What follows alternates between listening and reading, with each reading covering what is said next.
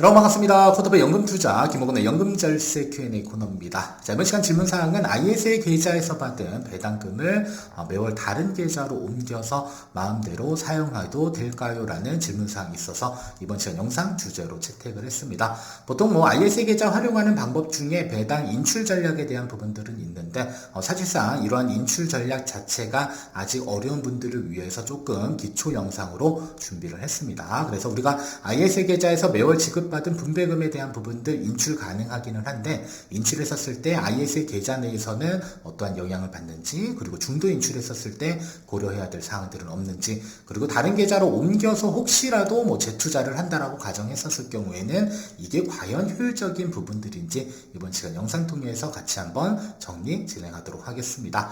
자, 그리고 김보건의 연금절세 Q&A 코너에서는 여러분들 연금절세와 관련된 궁금사항들 댓글 남겨주시면 이렇게 영상 통해서 답변 전달드리고 있으니까 많은 참여와 관심 부탁드립니다. 자, 먼저 첫 번째로는 ISA 계좌에서 만약에 배당 ETF를 매수해서요, 배당금이 입금되면 걔네들은 예수금으로 입금이 됩니다. 자, 그러면 예수금이라고 하는 것은 사실상 무수익 자산이에요. 아무런 이자 배당을 지급해주고 있지 않기 때문에 사실 우리가 수익을 조금 극대화시키고자 한다면 매월 지급받은 분배금 혹은 배당금들은 계속적으로 재투자하는 게 중요합니다. 재투자.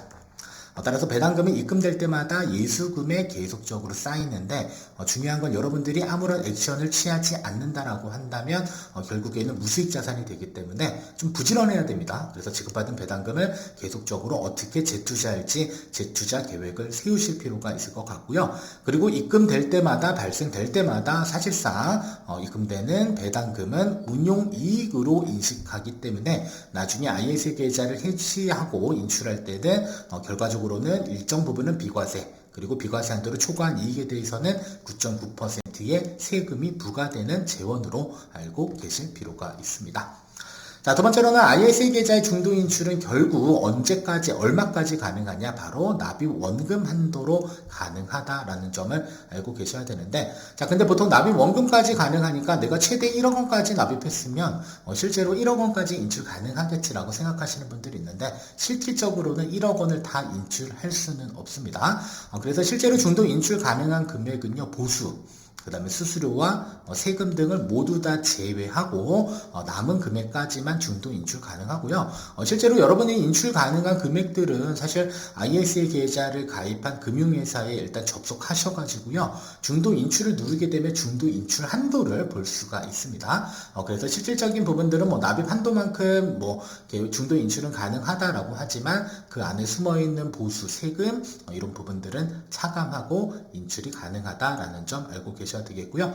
자, 그리고 납입 원금까지 모두 다 인출한 경우에는 결국에는 더 이상 중도 인출 안 되잖아요. 이때는 결국 뭘 해야 된다? ISA 계좌를 해지를 해야 된다라는 점 참고로 알고 계셔야 되겠고요. 자, 그리고 해지는 언제부터 해야 될까요? 3년 이후부터 해야지 여러분들 세제 혜택을 추가적으로 적용받을 수 있다라는 사실 정도는 반드시 인지를 해 주실 필요가 있습니다. 자, 그러면 ISA 계좌 내에서 배당금만큼 인출했을 때 인출 가능 한도는 결국 납입 원금이다라는 점 방금 설명드렸는데, 자, 근데 중요한 것은 중도 인출했었을 때 어떤 부분들을 여러분들이 주의하셔야 되냐? 바로 중도 인출한 금액을 다시 납입을 할 수는 없습니다. 그래서 별다른 목적 없이 그냥 중도 인출했다가 나중에 다시 입금해야지, 보통 입출금 통장처럼 ISA 계좌를 활용하시는 분들이 있는데 사실상 넣었다 뺐다의 기능은 있을 수는 있으나 결국 납입 한도에는 아무런 영향을 주지 않는다라는 거. 이 얘기는 중도 인출한 금액을 다시 입금하는 것은 불가능하기 때문에 여러분들 입출금 계좌처럼 ISA 계좌를 활용하는 것은 바람직하지 않을 수 있다라는 것을 꼭 기억을 해주시면 좋을 것 같습니다. 따라서 배당금만큼 인출했을 때 인출 가능 한도는 결국 납입 원금까지는 가능하다. 다만 수수료와 세금은 차감될 것이고요. 그리고 중도 인출했었을 때 주의사항들은 다시 인출한 금액을 납입할 수 있는 것은 아니다. 자, 그러면 언제 납입 가능할까요? 당연히 연도가 바뀌었을 경우에는 신규로 납입할 금액, 즉 1년마다 2천만 원씩 납입 한도가 증액되는 것 제외하고는 중도 인출한 금액은 납입 원금에서 차감되는 형태는 아니다라는 점도 반드시 기억을 해주실 필요가 있을 것 같습니다.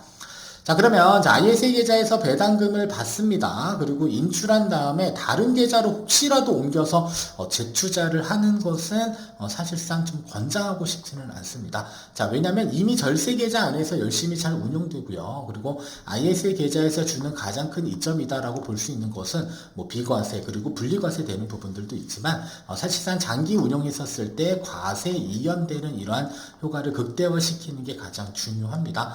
그래서 절세 계좌 내에 있는 자금들을 인출해가지고 다시 과세 대상 금융상품에 재투자하는 행위들은 사실상 조금 바람직하지 않는 부분들이 될 수 있기 때문에 사실 인출이 필요하다라는 건 결국에 여러분들 언제 인출해야 될까요? 당연히 이 소비를 목적에 둔 경우로서는 인출하면 좋겠으나 실제로 소비가 아니라 다른 금융상품에 재투자를 목적으로 인출하는 것은 그럴 거면 굳이 ISA 계좌에서 계속적으로 재투자하는 게 조금 더 장기적으로 봤을 때는 더 좋지 않을까라는 생각을 좀 해주실 필요가 있습니다.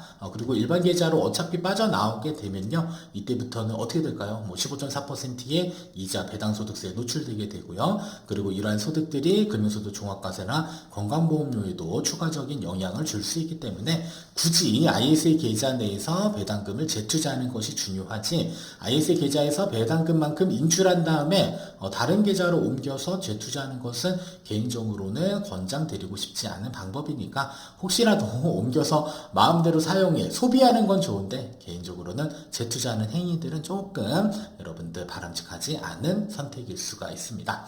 자, 그러면 ISA 계좌의 배당금은 도대체 언제 인출하고 어떠한 경우에 필요할지를 한 번쯤은 고민을 해보실 필요가 있겠는데요. 자, 보통 ISA 계좌와 연금 계좌를 적절히 잘 활용하게 되면 우리가 추가적인 노후소득을 만들 목적으로도 활용은 할 수는 있습니다. 다만 연금 계좌의 경우는 연금 인출하려면 최소한 5년 정도에 대한 시간들을 필요로 하는데 사실 ISA 계좌 자금들은요, 사실 의무 가입 기간만 경과하게 되면 뭐 해지도 할 수 있고 비과세 혜택 또는 분리과세 혜택도 받을 수 있고요. 그리고 납입 원금에 대한 부분들은 사실상 뭐 공제받는 상품이 아니기 때문에 언제든지 자유롭게 중도 인출을 할 수가 있습니다.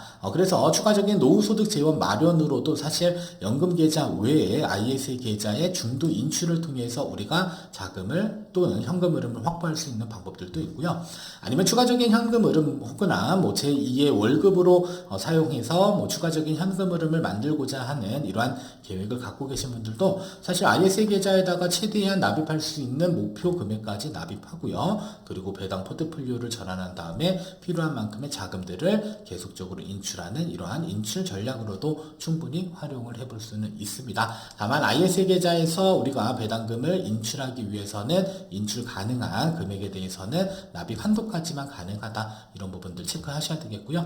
그리고 납입 한도까지 인출했었을 경우에는 결국 뭘 해야 될까요? ISA 계좌를 해지하는 이러한 형태로 우리가 추가적인 자금을 인출할 수 있다는 점을 꼭 기억을 해주실 필요가 있습니다. 따라서 ISA 계좌에서 여러분들 중도 인출하고 뭐 배당금을 인출하는 것들은 사실상 자유롭지만 재투자를 하는 경우보다는 실질적인 소비 목적의 계획 하에서 배당금 인출 전략을 활용해 주시는 게 어떻게 보면 ISA 계좌를 목적대로 잘 활용하는 방법이 될 수 있음을 기억해 주시면 좋을 것 같습니다. 자, 그대로 연금 투자 의사결정 내리기 어렵다면 저희 쿼터별 자산운용의 연금 자문 서비스들을 잘 한번 활용해 보시길 권장드리면서 이번 시간 영상 여기서 모두 마무리 짓도록 하겠습니다.